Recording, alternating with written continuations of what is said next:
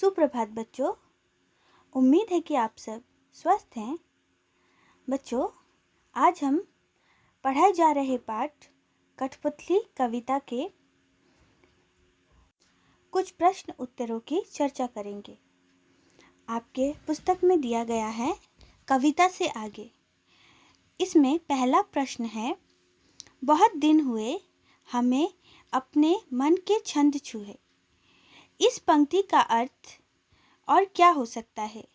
अगले पृष्ठ पर दिए हुए वाक्यों की सहायता से सोचिए और अर्थ लिखिए। बहुत दिन हो गए, मन में कोई उमंग नहीं आई। बहुत दिन हो गए, मन के भीतर कविता सी कोई बात नहीं उठी जिसमें छंद हो, लय हो। बहुत दिन हो गए, गाने गुनगुनाने का मन नहीं हुआ। बहुत दिन हो गए, मन का दुख दूर नहीं हुआ और न मन में खुशी आई। तो इन सभी विकल्पों में से इसका उत्तर होना चाहिए बहुत दिन हुए हमें मन के छंद छुए का अर्थ है कि बहुत दिन हो गए, मन का दुख दूर नहीं हुआ और न ही मन में खुशी आई। यानी कठपुतलियाँ पराधीनता से बहुत अधिक दुखी हैं। हमने अपने मन की बात नहीं सुनी और मन की इच्छा के अनुसार कार्य नहीं किया।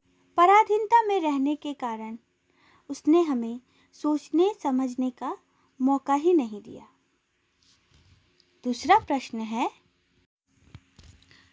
नीचे दो स्वतंत्रता आंदोलन के वर्ष दिए गए हैं। इन दोनों आंदोलन के दो स्वतंत्रता सेनानियों के नाम लिखिए। सन 1857 और सन 1942। मैं यहाँ पर आपको दो नाम बता रही हूँ। अगर इसके अलावा भी आपको कोई और नाम आता है तो आप उस नाम को लिखिएगा।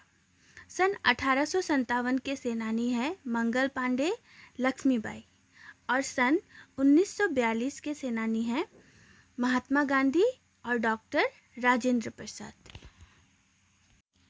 इससे आगे अनुमान और कल्पना में और एक प्रश्न दिया गया है। इस प्रश्न की चर्चा करते हैं। स्वतंत्र होने की लड़ाई कठपुतलियाँ कैसे लड़ी होंगी और स्वतंत्र होने के बाद स्वावलंबी होने के लिए क्या क्या प्रयत्न किए होंगे। यदि उन्हें फिर से धागे में बंधकर नाचने के प्रयास हुए होंगे तब उन्होंने अपनी रक्षा किस तरह के उपायों से की होगी। इस प्रश्न का उत्तर होगा, स्वतंत्र होने की लड़ाई कठपुतलियों ने मिलकर लड़ी होगी, क्योंकि उन सब का दुख एक था और सबको एक जैसे ही धागों से आज़ादी चाहिए थी। सब ने मिलकर संघर्ष की योजना बनाई होगी और पूरी ताकत लगाकर एक साथ अपने धागे तोड़ डाले होंगे। आज़ाद होने के बाद कठपुतलियों ने अपने पांव पर खड़े होने के लिए बहुत संघर्ष किया होगा, क्योंकि यह लड़ाई आसान नहीं होती। सदियों की गुलामी के बाद एकाएक मिली आज़ादी संभालने के लिए उन्हें बहुत मुश्किलें उठानी पड़ी होंगी। आपस में मिलजुल कर एक दूसरे की सहायता से उन्होंने स्वयं को स्वावलंबी बनाया होगा। यदि उन्हें फिर से धागे में बांधकर नाचने का प्रयास किया गया होगा तो उन्होंने एकजुट होकर उसका विरोध किया होगा, क्योंकि गुलामी में सारे सुख होने के बावजूद आज़ाद रहना ही सबका प्रिय होता है।